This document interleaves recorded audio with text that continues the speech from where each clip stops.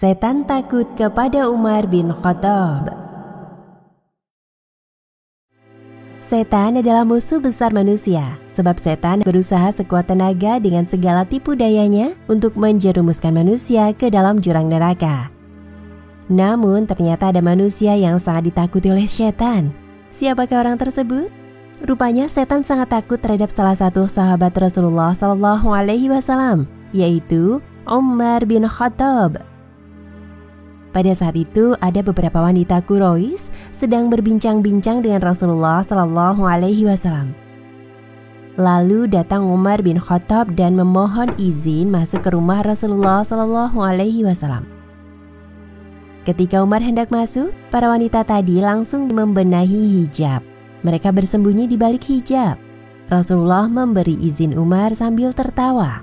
Umar pun heran dan bertanya, "Apa gerangan yang membuat engkau tertawa, wahai Rasulullah?" "Saya heran dengan mereka. Saat mendengar suaramu, mereka langsung bersembunyi di balik hijab." "Sebenarnya engkau yang lebih layak mereka segani, wahai Rasulullah." Kemudian Umar berbicara kepada wanita-wanita tadi. "Wahai para wanita, bagaimana kalian segan terhadap diriku dan tidak segan terhadap Rasulullah?" "Iya, sebab engkau lebih keras dan lebih kasar daripada Rasulullah SAW." Namun, sepertinya tak hanya wanita-wanita itu saja yang takut pada sosok Umar. Bahkan bangsa jin dan setan juga takut kepada Umar. Nabi Muhammad SAW lalu bersabda, "Wahai Ibnu Khattab, demi zat yang aku berada dalam genggamannya, sesungguhnya setan tidak melewati jalan, melainkan ia akan mencari jalan lain yang tidak engkau lalui." Menurut Ibnu Hajar, maksud dari hadis Rasulullah tadi adalah, jika setan melihat Umar berjalan di suatu tempat, setan akan lari karena wibawa atau karisma Umar. Setan akan mencari jalan lain karena takut Umar akan melakukan sesuatu di tempat itu. Diriwayatkan juga hadis oleh Tirmizi dari Aisyah radhiallahu anha, Rasulullah SAW bersabda, "Inni la'anzuru ila syayatinil jinni wal insi qad furu min Umar." Artinya, sesungguhnya aku melihat kepada setan dari jin dan manusia, sungguh-sungguh mereka lari dari Umar. Sebelum masuk Islam, Umar merupakan musuh yang paling keras menentang Rasulullah dan semua pemeluk agama Islam. Ia memiliki sikap keras dan kasar kepada orang-orang yang beragama Islam. Namun, ketika telah memeluk agama Islam, kekuatan Umar digunakan untuk sesuatu yang baik dan menjadi pendukung yang gigih. Selanjutnya, Umar menjadi penasihat terdekat Nabi Muhammad SAW. Umar bin Khattab radhiyallahu anhu adalah khalifah kedua. Beliau memiliki karakter tegas, bijaksana, keras, dan banyak ditakuti oleh kaum kafir pada saat itu. Sosoknya tegap, besar, dan tinggi. Nah, mengapa setan takut terhadap Umar bin Khattab sampai tidak berani menggodanya? Pertama, tingkat keyakinan Umar sudah sangat kokoh. Sejak masuk Islam, keyakinannya kepada Allah Subhanahu wa Ta'ala tak tergoyahkan. Umar benar-benar istiqomah menjalankan tugasnya sebagai Muslim. Salah satu buktinya, Umar dengan lantang dan berani memberitahukan semua petinggi Quraisy bahwa dirinya masuk Islam, sedangkan orang lain memilih sembunyi-sembunyi masuk Islam karena takut disiksa. Kedua, Umar tidak tergoda duniawi. Tidak ada urusan duniawi yang dapat menggoyahkan keyakinan Umar. Pada saat menjadi khalifah, seluruh kekayaan Umar digunakan untuk membantu rakyat. Ketiga, Umar adalah sosok pemimpin yang adil dan bijaksana. Umar sangat tegas dalam menjalankan hukum Allah. Ia dikenal sebagai pemimpin yang adil dan bijaksana. Beliau tak segan menghukum orang-orang yang zalim. Meskipun dikenal sangat tegas dan keras, tetapi Umar memiliki sifat lemah lembut dan baik hati. Beliau sangat peduli terhadap rakyatnya. Ketika tanah Arab mengalami paceklik sehingga warga tidak bisa panen, Umar mengeluarkan kebijakan agar setiap hari dilakukan pemotongan unta supaya dagingnya bisa dinikmati oleh warga. Sedangkan Umar memilih untuk berpuasa dari makanan enak. Selain itu, dia berjalan di malam hari, berkeliling, melihat keadaan rakyatnya dengan didampingi oleh sahabatnya. Jika melihat ada yang kesusahan, maka keesokan harinya akan diberi makan. Demikian asal mula turunnya hadis tentang setan takut kepada Umar. Hikmah yang bisa dipetik adalah terdapat beberapa teladan dari sosok Umar bin Khattab. Antara lain, pertama, kelebihan yang Allah berikan kepada kita hendaknya digunakan untuk kebaikan. Kedua, peduli dan menolong sesama adalah perbuatan yang mulia. Ketiga, hendaknya senantiasa berusaha meningkatkan iman dan takwa agar tidak terjerumus dalam godaan syaitan. Wallahu a'lam bishawab. Tentang Islam, iman, dan ihsan. Pada suatu hari, Umar bin Khattab radhiyallahu anhu dan para sahabat lainnya sedang duduk bersama Rasulullah Shallallahu Alaihi Wasallam. Tiba-tiba datanglah seorang laki-laki yang mengenakan baju sangat putih dan berambut hitam. Tidak tampak padanya bekas-bekas perjalanan jauh dan tidak ada seorang pun di antara mereka yang mengenal laki-laki tersebut. Kemudian laki-laki tersebut duduk di hadapan Rasulullah Shallallahu Alaihi Wasallam, lalu menempelkan kedua lututnya kepada lutut Rasulullah dan meletakkan kedua tangannya di atas kedua paha Nabi Muhammad Shallallahu Alaihi Wasallam. Kemudian ia berkata, "Wahai Muhammad, beritahu aku tentang Islam." Maka Rasulullah Shallallahu Alaihi Wasallam bersabda, Islam adalah engkau bersaksi tidak ada ilah atau sembahan selain Allah, dan bahwa Nabi Muhammad adalah utusan Allah. Engkau mendirikan sholat, menunaikan zakat, puasa Ramadan, dan pergi haji jika mampu. Engkau benar. Umar dan para sahabat lainnya heran kepada laki-laki itu. Dia yang bertanya, tapi dia juga yang membenarkan jawaban Nabi Muhammad Sallallahu Alaihi Wasallam. Laki-laki tadi lalu bertanya lagi, "Beritahu aku tentang iman." Iman adalah engkau beriman kepada Allah, malaikat-malaikatnya, kitab-kitabnya, rasul-rasulnya, dan hari akhir, dan beriman kepada takdir yang baik maupun yang buruk. Engkau benar. Kemudian laki-laki itu bertanya lagi, "Beritahu aku tentang ihsan." Ihsan adalah engkau beribadah kepada Allah seakan-akan engkau melihatnya. Jika engkau tidak melihatnya, maka dia melihat engkau. Kemudian ia berkata lagi, "Beritahu aku tentang hari kiamat, kapan terjadinya?" Yang ditanya tidak lebih tahu dari yang bertanya. "Beri aku tanda-tandanya." Jika seorang budak melahirkan tuannya, dan jika engkau melihat seorang bertelanjang kaki dan dada, miskin, penggembala domba, berlomba-lomba meninggikan bangunannya. Lalu lelaki tadi berlalu pergi. Umar pun terdiam. Kemudian Rasulullah Shallallahu Alaihi Wasallam bertanya kepada Umar, Tahukah engkau siapa yang bertanya? Allah dan Rasulnya lebih mengetahui. Dialah Jibril yang datang kepada kalian, bermaksud mengajarkan agama kalian. Kisah tadi memberikan informasi kepada kita bahwa malaikat Jibril datang kepada Nabi Muhammad Shallallahu Alaihi Wasallam dan para sahabatnya untuk mengajarkan tentang Islam, iman, dan ihsan.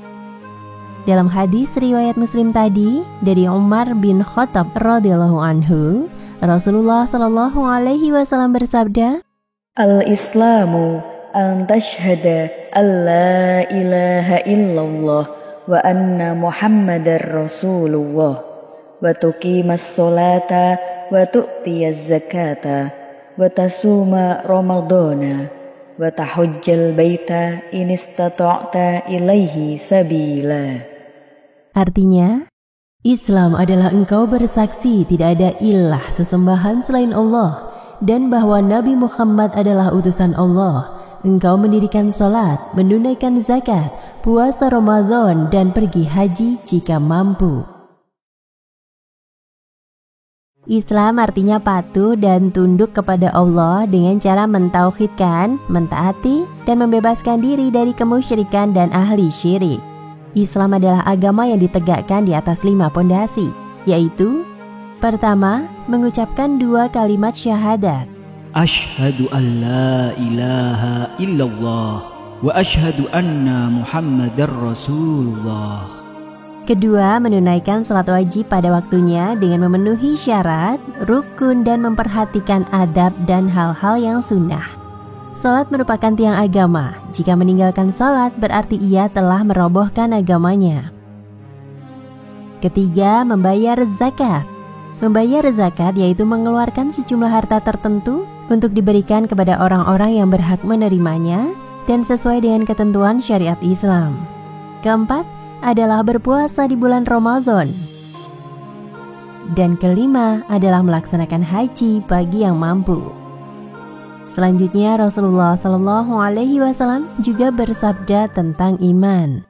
Antu'mina billahi wa malaikatihi wa kutubihi wa rusulihi wal yaumil akhiri wa tu'mina bil qadari khairihi wa syarrihi.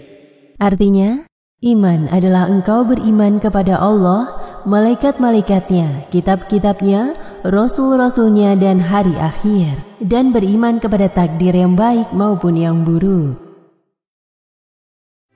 Iman adalah yakin atau percaya. Terdapat 6 rukun iman. Pertama, yakin terhadap wujudnya Allah Subhanahu wa Ta'ala yang Maha Pencipta, Maha Esa yang tiada sekutu baginya. Kedua, keyakinan kepada makhluk ciptaan Allah yaitu malaikat. Mereka diciptakan dari cahaya. Para hamba yang dimuliakan dan senantiasa taat kepada Allah. Ketiga, keyakinan terhadap kitab-kitab yang diturunkan Allah kepada Rasul-Nya.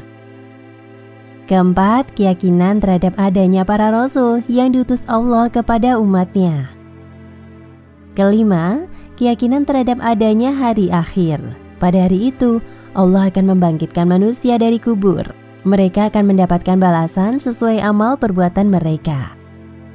Dan keenam, keyakinan bahwa apa yang terjadi di dunia ini, baik maupun buruk adalah takdir dari Allah. Selanjutnya Rasulullah SAW bersabda tentang ihsan. Anta'budallaha ka'annaka tarahu, fa'illam takun tarahu, fa'innahu yaraka. Artinya, ihsan adalah engkau beribadah kepada Allah seakan-akan engkau melihatnya. Jika engkau tidak melihatnya, maka dia melihat engkau. Ihsan adalah ikhlas dan berbuat sebaik mungkin, yaitu mengikhlaskan ibadah hanya untuk Allah Subhanahu wa Ta'ala dengan menyempurnakan pelaksanaannya, seakan-akan melihat Allah saat beribadah. Jika tidak mampu melakukannya, maka yakin bahwa Allah senantiasa melihat ibadah kita. Demikianlah kisah yang melatar belakangi turunnya hadis tentang Islam, iman, dan ihsan. Hikmah yang bisa dipetik antara lain: pertama, pentingnya majelis ilmu, seperti yang dilakukan para sahabat bersama Rasulullah SAW dalam kisah tadi. Kedua, anjuran memperbaiki pakaian dan penampilan ketika hendak masuk masjid dan akan menghadiri majelis ilmu, serta sopan santun ketika berhadapan dengan para ulama. Sebab malaikat Jibril ketika datang kepada Nabi Muhammad SAW berpenampilan dan bersikap sangat baik. Ketiga, malaikat Jibril datang kepada Nabi Muhammad dan para sahabatnya untuk mengajarkan kaidah-kaidah agama Islam, yaitu tentang Islam, iman, dan ihsan. Wallahu a'lam bishawab. Ketika Rasulullah SAW menegur Mu'adz bin Jabal. Suatu hari Mu'adz bin Jabal radhiyallahu anhu melakukan salat Isya berjamaah bersama kaumnya. Di masjid tersebut Mu'adz menjadi imam. Ketika salat masih berlangsung, tiba-tiba salah seorang makmum keluar dari jamaah. Kemudian dia melakukan salat sendiri, setelah itu ia pulang. Rupanya ia merasa keberatan saat imam membaca surat panjang, seperti surat Al-Baqarah dalam salatnya. Setelah selesai salat, salah seorang jamaah memberitahu Mu'adz tentang lelaki yang meninggalkan salat berjamaah tadi. Wahai Mu'adz, tadi ada seorang jamaah salat yang keluar dari shaf. Kemudian ia melakukan sholat sendiri. Setelah itu ia pulang. Sesungguhnya dia adalah orang yang munafik. Ketika pertanyaan Mu'adz tadi sampai pada laki-laki tersebut, ia merasa tidak terima. Laki-laki itu lalu mendatangi Rasulullah SAW dan mengadukan hal tadi. Wahai Rasulullah, sesungguhnya kami adalah kaum yang memiliki pekerjaan untuk menyiram ladang. Sementara semalam Mu'adz sholat mengimami kami dengan membaca surat Al-Baqarah hingga saya keluar dari syaf. Lalu dia mengira saya adalah seorang munafik. Lalu Nabi Muhammad SAW mengklarifikasi persoalan ini kepada Mu'adz. Setelah mengetahui permasalahannya, Rasulullah memberi nasihat kepada Mu'adz. Apakah engkau ingin membuat orang lari dari agama, wahai Mu'adz? Jika engkau mengimami orang-orang, bacalah surat Asy-Syam, Ad-Duha, Al-A'la, Al-'Alaq, atau Al-Lail. Baik ya Rasulullah. Sebagaimana juga hadis yang diriwayatkan oleh Bukhari dan Muslim dari Abu Hurairah radhiyallahu anhu, Idza shalla ahadukum linnasi falyukhaffif fa inna fihim ad-dha'ifa was-sakima wal-kabira fa idza shalla li nafsihi falyutawwil ma syaa. Artinya, jika salah seorang di antara kalian mengimami orang-orang, maka hendaknya ia meringankannya, karena di antara mereka ada yang lemah, sakit, dan orang tua. Akan tetapi jika dia sholat sendirian, maka dia boleh memperpanjang sesuka hatinya. Kisah tadi menunjukkan bahwa Rasulullah menganjurkan untuk meringankan sholat. Maksudnya adalah jika menjadi imam dalam sholat, ringankanlah sholat tersebut, tetapi tetap harus memperhatikan rukun dan syaratnya sehingga tidak memberati makmumnya. Menjadi imam merupakan hal yang mulia, namun bukanlah perkara sepele, sebab imam merupakan pemimpin yang memimpin orang lain. Maka dalam memimpin sholat, sang imam hendaknya berusaha untuk membawa para makmum agar bisa merasakan khusyuk ketika sholat berjamaah. Ada beberapa tips bagi imam untuk mewujudkan kekhusyuan dalam sholat berjamaah. Antara lain, pertama, dimulai dari diri sendiri. Ketika menjadi imam, sebisa mungkin hadirkan rasa khusyuk yang dimulai dari diri sendiri dahulu. Baru setelah itu imam dapat membantu orang-orang yang bermakmum kepadanya bisa khusyuk. Kedua, memperbagus suara dan bacaan. Jika mengimami sholat jahriyah seperti sholat subuh, maghrib, dan isya, usahakan untuk melantunkan ayat-ayat Al-Quran dengan suara yang bagus, namun tetap memperhatikan tajwidnya. Ketiga, memperhatikan kondisi makmum. Seperti hikmah dari kisah tadi, jika menjadi imam, hendaknya memperhatikan makmumnya. Misalnya, jangan memperpanjang bacaan sholat. Seorang imam bisa memilih surat-surat yang tidak terlalu panjang dalam Al-Quran, sebab kondisi makmum tidaklah sama antara satu dengan yang lainnya. Mungkin ada orang-orang yang lemah, orang sakit, atau orang yang memiliki keperluan. Bacaan yang panjang akan membuat mereka tidak mampu mengikuti sholat, merasa semakin lelah serta tidak konsentrasi, atau bahkan tidak mampu mengikuti sholat berjamaah sampai akhir. Demikian kisah yang melatar belakangi turunnya hadis tentang meringankan sholat. Hikmah yang bisa dipetik antara lain, pertama, ketika menjadi imam dalam sholat berjamaah, hendaknya memperhatikan kondisi makmumnya dan meringankan bacaan sholat.